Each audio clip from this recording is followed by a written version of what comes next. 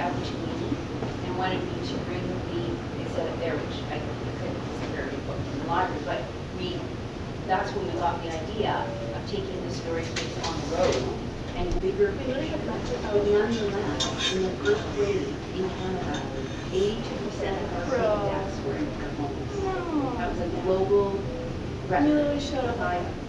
So I'd like to thank the Montreal History Group and the Centre for Oral History and Digital Storytelling for hosting this talk and for giving me the opportunity to bring COVID in the House of Old to Montreal. So I've always been interested in history and older people, and I took these interests to my PhD, working with André Levesque here tonight, where I finished a dissertation and then published a book, as was mentioned, about the history of long-term care. And I've kept up with different aspects of the history of aging since then. So I had this kind of head-heart connection with elders when the perfect pandemic storm closed in on Canadian long-term care in the spring of 2020. In my historian's view, what happened in residential care during the pandemic, the staggering death statistics in Southern Ontario, parts of Quebec and British Columbia, the lack of PPE, the way in which our elders were shut off from people they cared about, often with no regard for human rights or for the trauma that was being inflicted. In my historian's view, all of this was scripted by a past that intersects with colonialism and its injustices. In English settler Canada, our first old age homes evolved from houses of industry. These were based on a British model where elders who didn't have family supports, very impoverished people and disabled people were expected to work for their keep. They were shameful, punitive places, and they were part of a colonial apparatus that included lunatic asylums, the first prisons, and residential schools. Each of these institutions was characterized by large and small acts of brutality and a negation of personhood. And this ethos has lingered in residential care. It's part of my English settler legacy, and I see evidence of it over and over again. So in the spring and summer of 2020, there was lots of funding flying around at York University for COVID research. But I knew that I did not want to do an academic project. I wanted to do a public project that I would take out into society, a project about COVID in residential care. And I managed to get a Shadbolt Fellowship at SFU, take note everybody, to do this project. And in the September 2021, I moved to Vancouver and began to create a small traveling exhibit about COVID in residential care. And I thought that I would bring together a kind of art craft practice that I'd been developing, and of course history and storytelling. So I was in Hiroshima at the Peace Memorial Museum in 2019, and I was extremely impressed by an exhibit there that brought together tragedy and biography and personal objects to direct visitors towards fully appreciating the impacts of the atomic bomb, to encourage them to be able to imagine the pain and suffering that happened, and to move beyond that to supporting the aim of the museum, which is global peace. And this method that I witnessed in Hiroshima was in my mind when I planned COVID in the House of Old. I wanted visitors to be intrigued, and I wanted them to be moved, perhaps to action, by traces of the lives of people connected to COVID in care homes. And of course, I knew that stories would be key because I've worked with oral histories for about 20 years, many of them difficult oral histories. And I know that stories are just so elemental across cultures. I thought that a public exhibit on this topic would be a way to honor and perhaps restore personhood. I wanted to make a public record of this difficult history. And I had also a wish to ease trauma for those who would be impacted by giving opportunities to grieve publicly and with purpose. So there are 9 chairs that are the central feature of the Kaiho exhibit. And each chair holds a different story about COVID in long-term care.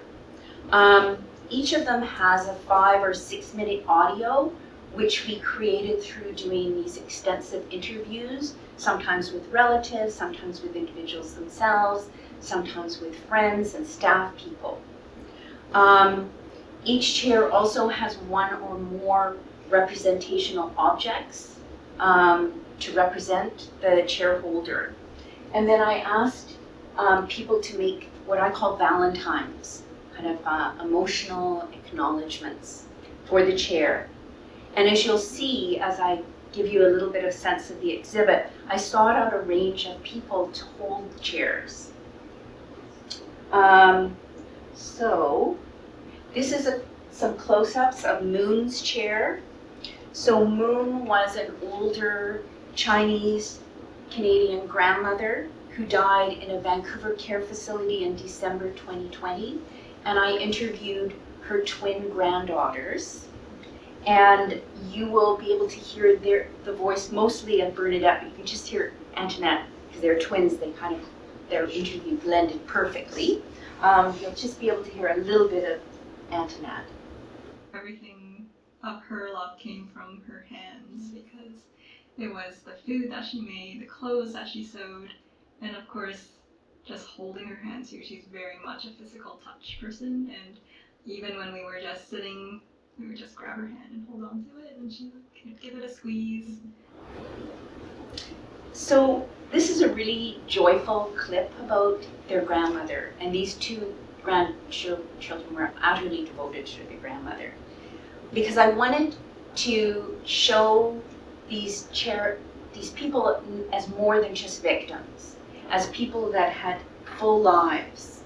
But in fact, Moon suffered and died with only 2 brief visits from her family. And there was no one in the facility that spoke Cantonese. And that was her only language. So, with conversations like with Antoinette and Bernadette were very difficult. And I found that making the valentines afterwards was actually really helpful, and something that I would do in oral history projects in the future. If I ever take on another big project. But anyways, that I thought that the action of working with beautiful paper, with purpose, and the young women had brought ideas and things to add to their valentines. It was absolutely lovely. There were beautiful valentines on Maggie's chair too, made by her grandchildren again. Maggie was her parents were from Trinidad and Tobago. She grew up in Toronto as a woman of color and a single mom. And she died in April 2020 in a Toronto long-term care home. So I interviewed her daughter and her granddaughter, and you can hear them in this clip, which it presents a common theme that I found in several of my chairs, was that the deaths from COVID, particularly in the early days, were in long-term care, were so horrendous, so panicked, and so difficult that for many people involved, these deaths remain unresolved. Getting a phone call, oh, hi, and your mother's temperature's elevated, we want to do a COVID test. Oh, okay, your mom's positive. I thought she was gonna beat it. She was so upbeat. And she'd always give a thumbs up, and unfortunately she got pneumonia. At first it was all hopeful stuff, right? But realistically, she was pretty frail. So, yeah. They were limiting the video chats, so my mom was like, this is ridiculous. My mom hired a personal support worker to go in, and he suited himself up with almost like a hazmat suit. And then I remember the Wednesday, and she was just lying there, not even. And I was kind of scared. My mom looks so bad. I was like wondering, is she actually alive or is she dead? Has she died? She looked like she was struggling to breathe, which she probably was. We didn't have contact with her as she was dying. 6 a.m, the nurse said, your mom has died. And I felt initially a sense of relief that she had just been released from this, because it had to be horrendous, right? It had to be horrendous to die from COVID like that. And I saw a phone notification, it was my mom. Call me, Grandma died. Sitting on my bed, shaking from head to toe. We didn't even get to say goodbye. I miss her every day.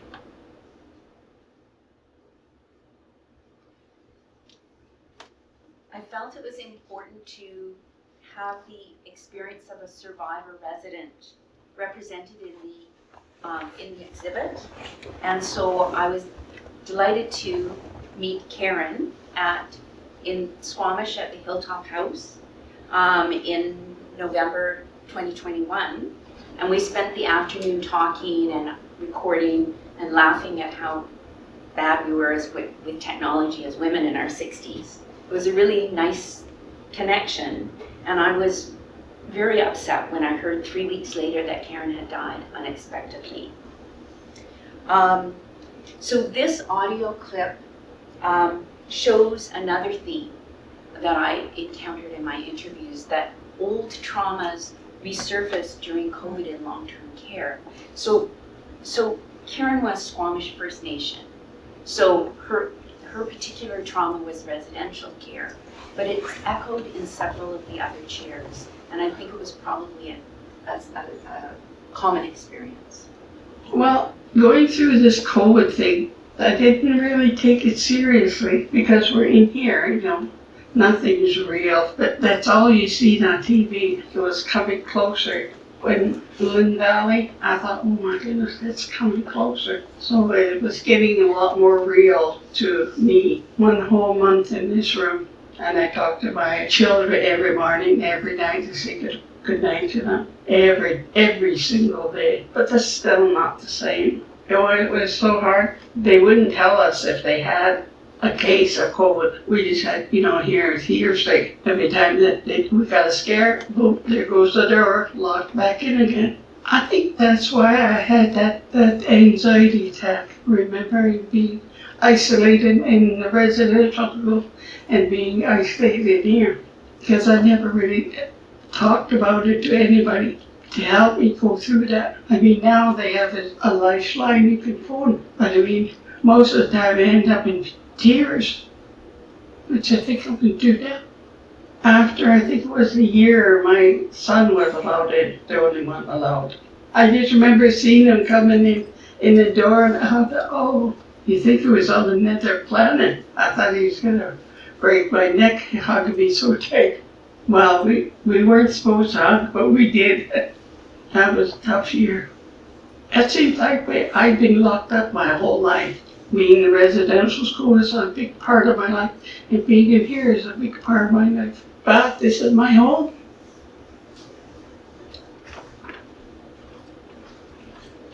So in addition to the chairs, there are 2 different macro framing devices that emerged during creating the exhibit. The first of these is a series of panels that you can see in the hall, and where I synthesized scholarly research and rewrote it with a lot of input from my friend Rose Stanton to make it more accessible, to make it easy to understand, because I thought that it would give visitors to the exhibit a kind of analytical basket. The second framing device is set up in the lab over there, and it's a piece created by a Concordia graduate and a Toronto musician called Hiroki Tanaka. And what it does is it takes personal home, home care homes death statistics, and turns them into this artistic kind of meditation on the huge numbers of elders that we lost to COVID in residential care.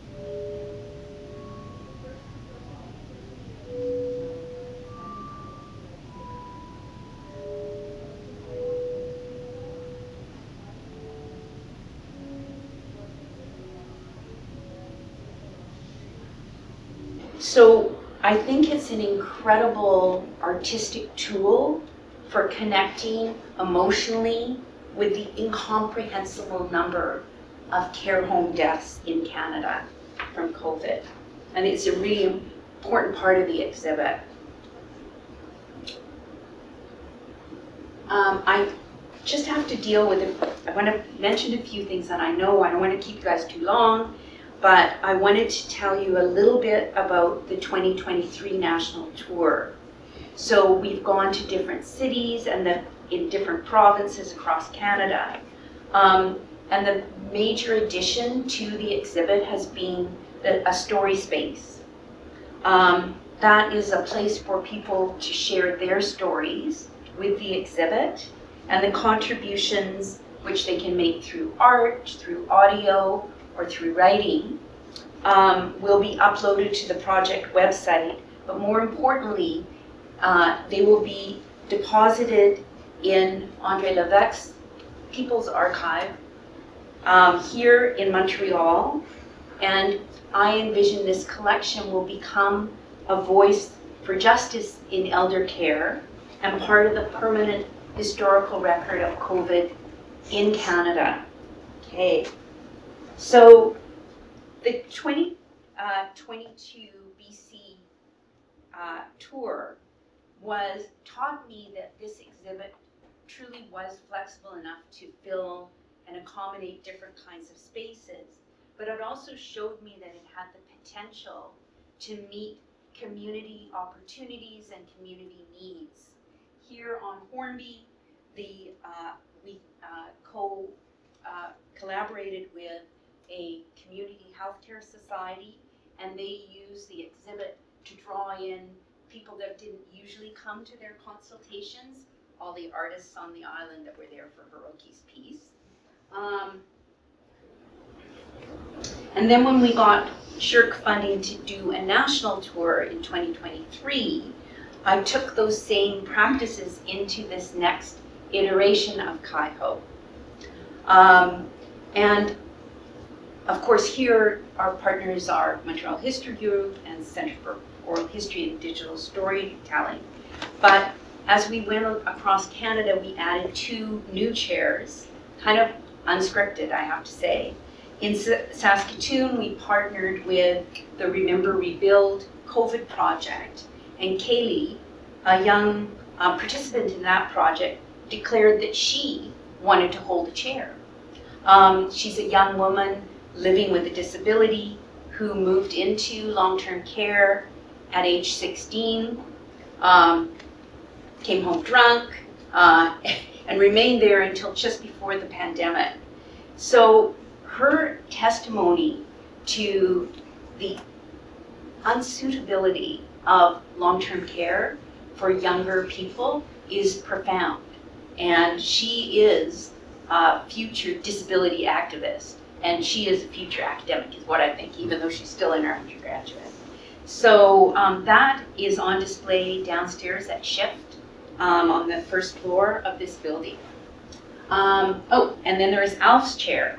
So Alf's chair just kind of happened because we wanted to take the exhibit to the Gay Village in Toronto, and I was told that we couldn't go there unless we had a rainbow chair. So we got ourselves a rainbow chair. You might have noticed it outside the elevator. And I learned that that during the pandemic, a lot of queer seniors in care homes were denied any contact from their chosen families, that was not respected. Pretty huge. So, I now want to talk a little bit about, circle back to that idea of using the exhibit as an opportunity for acknowledgement and healing. And here's Bernadette, who you heard speaking about her grandma, Moon, earlier. And she was attending the exhibit in 2022, in the fall sometime, at Lynn Valley Public Library. So she's meeting her grandma's chair for the first time, and I think that her smile and her words speak volumes about what the project has done for her and for her family.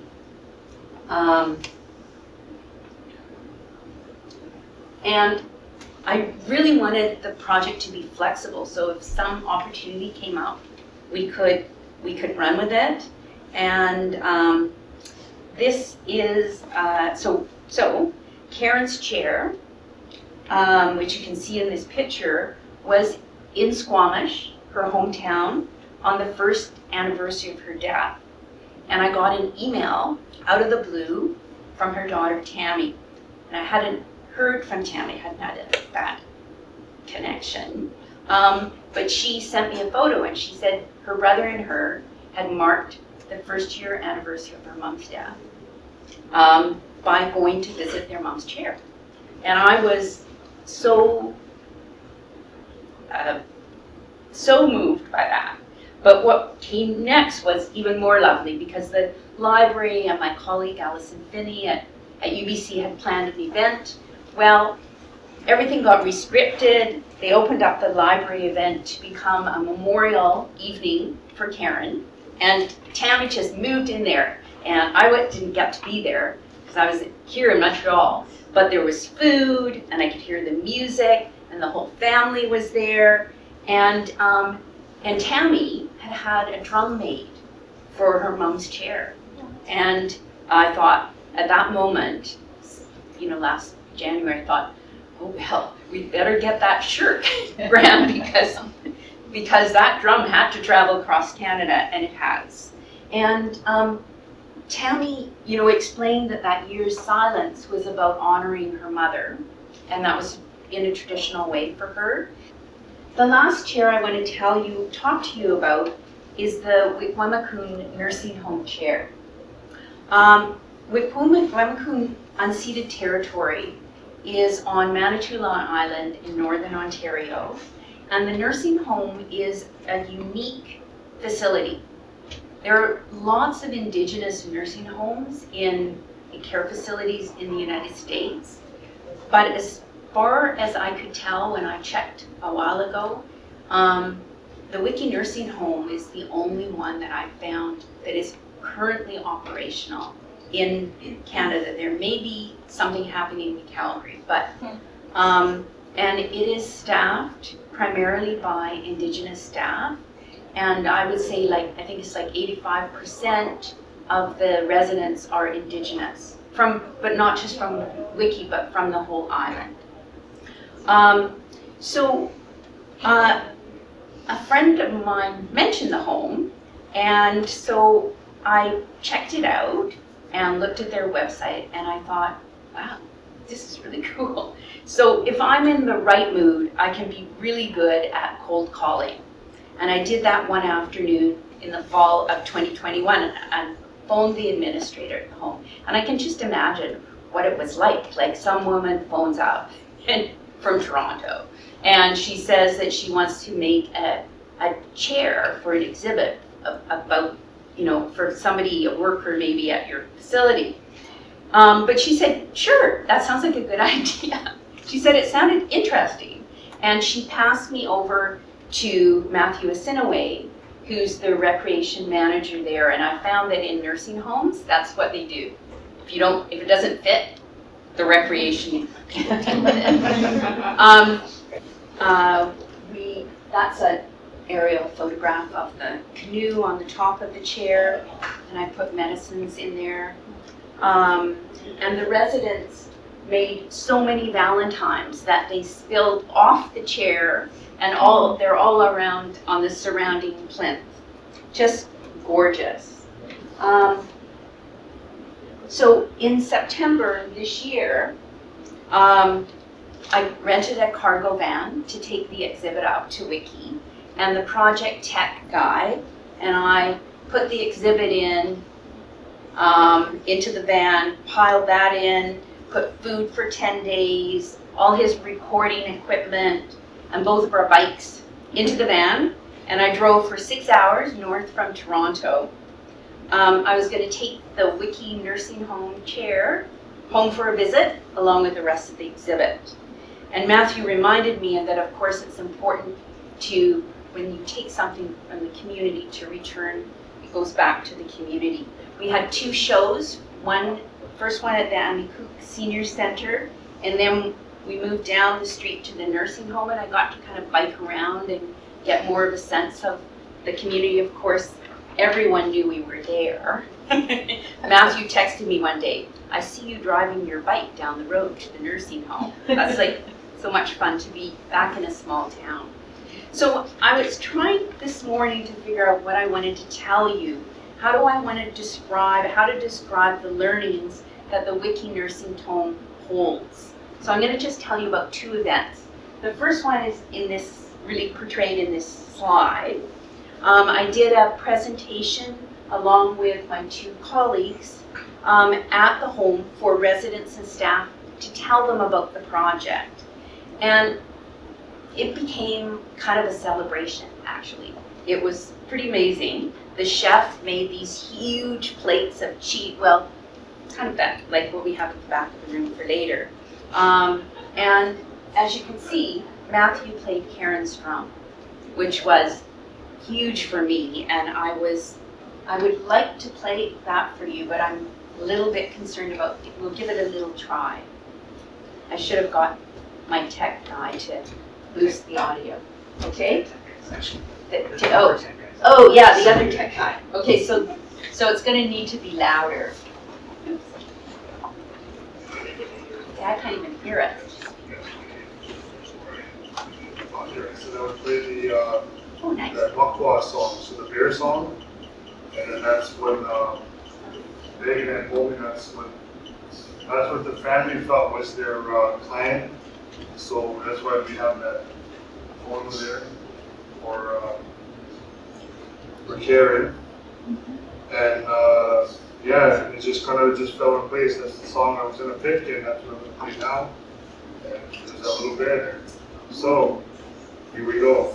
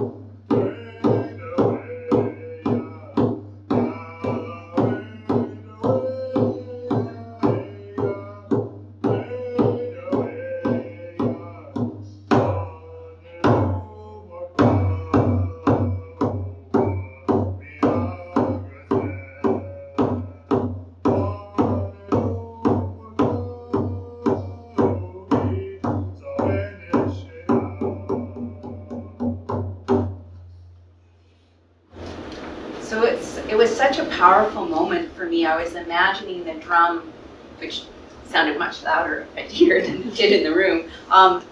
You know, the sound of the drum going all the way out to BC, where Karen grew up and lived. But at the same time that I was having these like, you know, spiritual thoughts, I'd taken up, you know, Matthew took my job, so I took his job, and I was serving all the residents their cheese and fruit. And I thought that balance of those two things was really important. So this guy over here is Daryl Manitowobi, and he teaches at Laurentian University in the Northern Ontario School of Medicine, but he's also from Wiki. So he joined the project, and he was there at the nursing home to tell the staff and residents that we were creating a new episode for Kaiho's podcast series about the nursing home. And of course, they loved that. And Daryl thought it was a particularly good time to gather stories and histories at the home, because not only have they come through COVID, but over the next few years they will be moving to a new elder lodge in a different part of the village, where there'll be a grand hall so they can bring the community in to the facility, and there'll be an interior garden where medicines can be grown and residents can freely go out there. And of course the drumming circle can meet. And then that evening, Matthew and I went to Chief and Council because they wanted to hear about the project. And it was actually the most terrifying speaking engagement I've ever done in my life. But I told them that the Wiki Nursing Home Chair was a signpost, that Settler Canada desperately needs a new model of residential elder care. And I think that the Wiki Nursing Home Chair holds the story of a facility where culture and relationships are central to how care happens. And I hear personhood in the Wiki Nursing Home audio.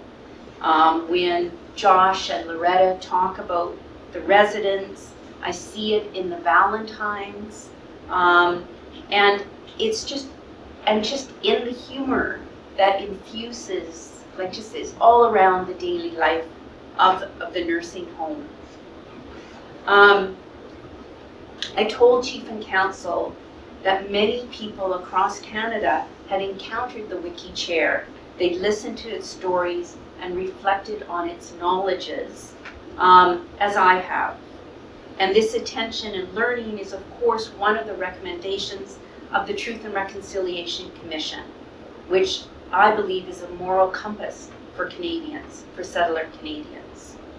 So at the end of my talk, I hadn't told Matthew I was going to do this, but I gifted the chair to Wickwamaccoon to have when the exhibit is finished and perhaps placed in the new Elder Lodge. And when he spoke to Chief and Council, he supported that idea, saying that having the chair in the Elder Lodge would be a way of remembering and marking the loss and suffering that happened in the nursing home during COVID, but also how the nursing home community held each other and how they were in turn held by the larger community. They had this thing where they would put a flag up for the community to see when the infections were down, I think. So our report was accepted lovingly, which is not something that happens in academic circles, but there's no, there was no other word to describe it by Chief Rachel Manitowobi. And that felt to me like a healing, which is probably what the whole exhibit is about. Now I'm going to bravely, perhaps you should turn the volume down just a little bit, just as a finish it off by sharing a small little clip of the drumming circle being recorded for our podcast. So I think that if I click on this, just might get.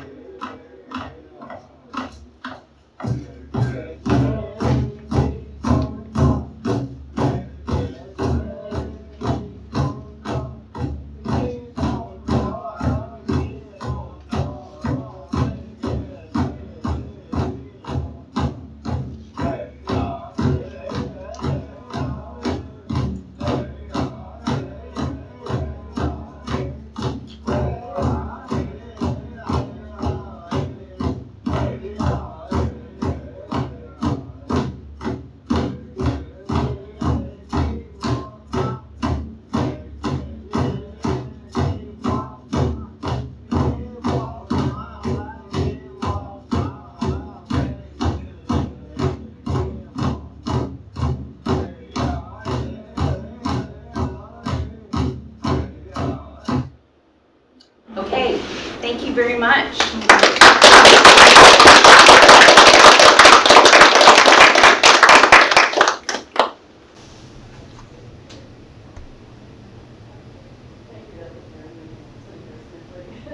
I know I wasn't listening.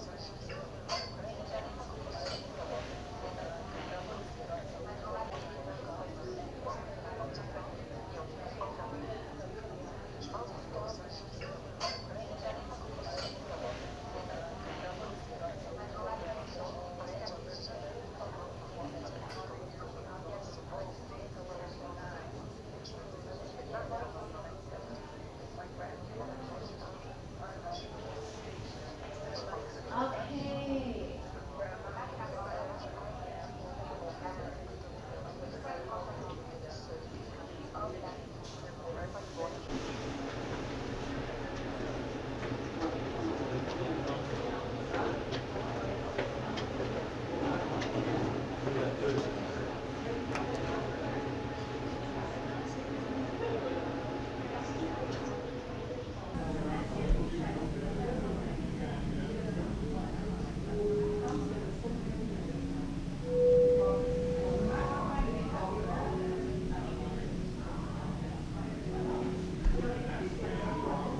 You could please explain what was the state of long-term care homes during COVID and how seniors were impacted? Canada's seniors in residential care facilities suffered greatly during the pandemic, particularly the first wave. We were unprepared and very much focused on hospitals, and there wasn't a lot of planning and thought given to seniors in residential care. So, of course, the infections came in early, first in Vancouver, at the beginning of the pandemic in 2020, and then Quebec was hit very badly, Ontario was hit very badly, and in the next following fall, in the second wave, the prairie provinces were also impacted. So how did it impact seniors in long-term care facilities? Well, there was shortages of staffing, they were shut off from their loved ones, they did not have the stimulation and any sort of social life. Often they were locked in their rooms for extended periods of time, or shut in their rooms rather. So seniors suffered tremendously, and so did workers in care homes. They are anyways underpaid and underacknowledged because our society is so ageist that we don't value the people who take care of our elders. And they were like they were frightened. Many of them were terrified that they would get COVID and take it home to their families, or get infected and bring it into the home. It was a very stressful situation. And because in many care homes were understaffed, these workers were also, who were there, were working additional hours or were taking on more patients. And some of them, like Esther in my exhibit, nursed patients with COVID. And she kept her patients alive. There was a large push for change about this issue in 2020, 2021. What is the state of these homes now? Well, I'm sorry to say I don't think there has been much change. What the kind of change we need in residential care for our elders is it needs a radical reshuffle. We need to rethink how we do the whole thing. We need to think of these people as persons, as valuable people, and respect them. And we need to provide empathetic care that is sensitive to their personal needs. We need to give them a lot more time with staff. So we need to make the care more comprehensive and better. And we need to radically change this sector so that being a care worker in a residential facility for older people is considered to be an important role in our society, and for it to be valued financially and socially and professionally as it should be. What still needs to be done? If there's more you want to add. I would like to see care homes incorporate the hospice model. That would force them, I mean, it seems absurd that care homes don't include hospices, because after all, many people, for many, many residents, it is the last place that they live. It is the place where they go to die. But ridiculously and unbelievably, hospice is not incorporated in care homes, or in very many of them. And hospice is so gentle. It's so person-centered, and it's all about supporting the family and valuing all the people in the story, right? And that is one thing that I think could radically change our seniors' care. And the other thing is something that we have in just one province in Canada, and that's a seniors advocate who is independent from the government. So in British Columbia, we have a seniors advocate. If you are unhappy with the care that your family member, chosen family member, is receiving, if you are a resident in a care home, you can phone Isabel McKenzie's office and they will give you helpful advice. They will advocate. They'll help you advocate for yourself or for your loved one.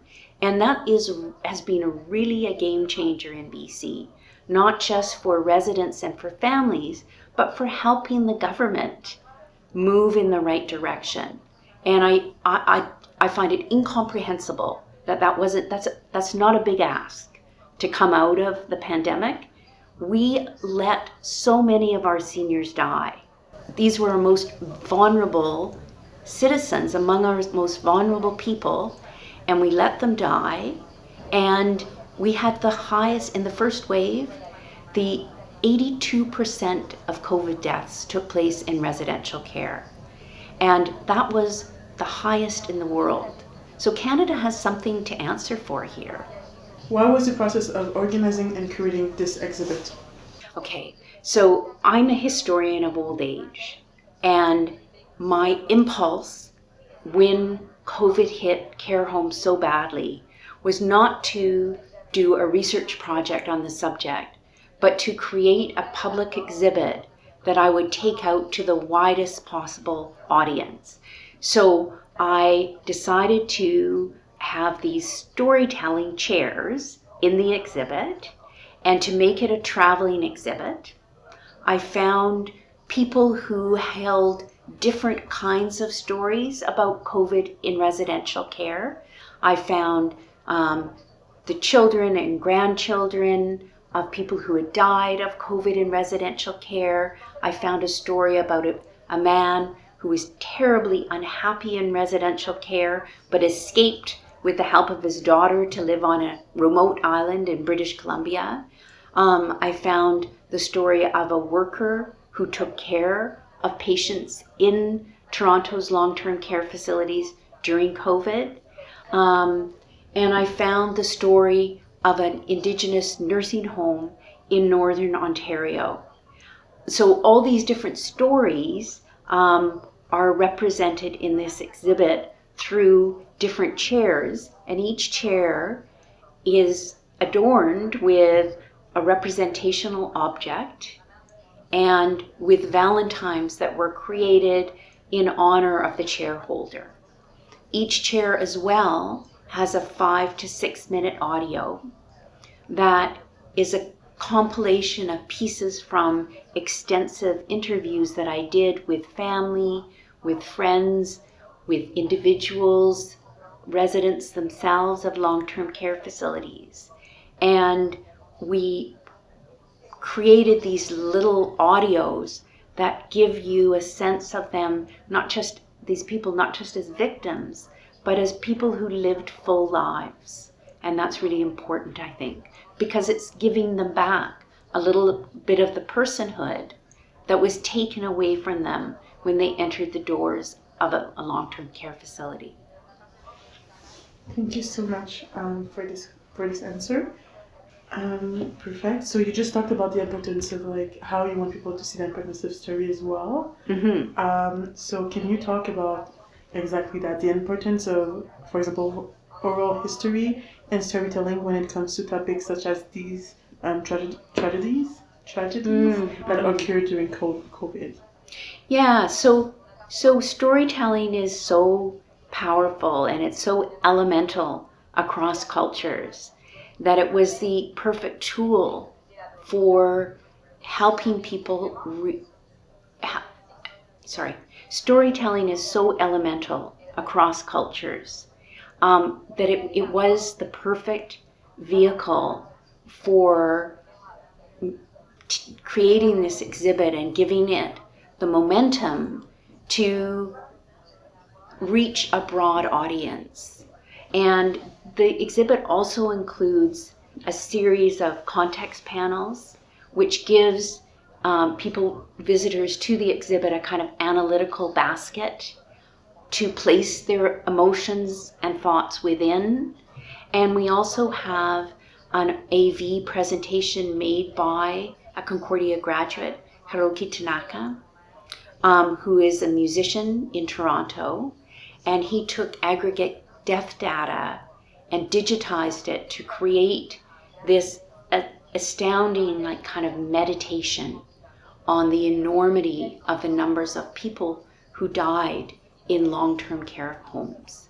And I invite Concordia students to come to see all of the parts of the exhibit and begin with the stories, but see the rest of it as well. Okay, so this is our 17th and last stop here at Concordia for this exhibit. We had 7 exhibits in 2022 in British Columbia, and then we've been to Winnipeg, had a few exhibits in Saskatoon, we had 4 or 5 exhibits in the Toronto area, and here we are. We also went up to Northern Ontario and took one of the chairs back to its home, to Wikwemikong unceded territory on Manitoulin Island, where the Wiki Nursing Home is. And it's been pretty fabulous. I've tried to take as few planes as possible. I've driven a cargo van, hopefully for the last times in my life. But it's been wonderful, and people have thanked me, like residents in care homes and family members have thanked me for doing this. It's extremely meaningful. Do you find that what happened in the Dorval CHSLD the seniors being abandoned by staff, but also the conditions that we found in, speaks to the way there is a lack of consideration for seniors given in our healthcare system. So the particular situation at the residence Heron in Dorval, I feel was just terrible. Like it was tragic, and it was devastating, of course, for the residents. And no person should be treated as badly as they were. It was a violation of human rights and any respect for human dignity or any respect for the ethic of care. But it was a particularly bad situation, a series of political choices, the fear of COVID, and a failure to adequately plan in a way that protects seniors. It also, I believe that Heron was a for-profit care home. And that speaks to another important issue about all of this that was really made very clear in Ontario. When researchers looked at death statistics in Ontario, which, as you might know, has a lot of for-profit homes, they discovered that deaths were higher in for-profit homes. Why? There was evidence that PPE was rationed, that workers were rationed, that care was not taken because care costs money. And really, for-profit companies have no business in this line of work. In my opinion, that it was one of the cracks that was revealed in the system during COVID. So, what happened in Quebec was bad, but, by the second wave, Quebec was dealing much better in care homes with COVID, but it was a terrible eye-opener. It was appalling. And it was, to have to call in the army, as the Quebec government did, even after they'd mopped up the Heron situation, which was middle of April. That came out. By the end of the month, they were sending the army into 28 care homes in Quebec.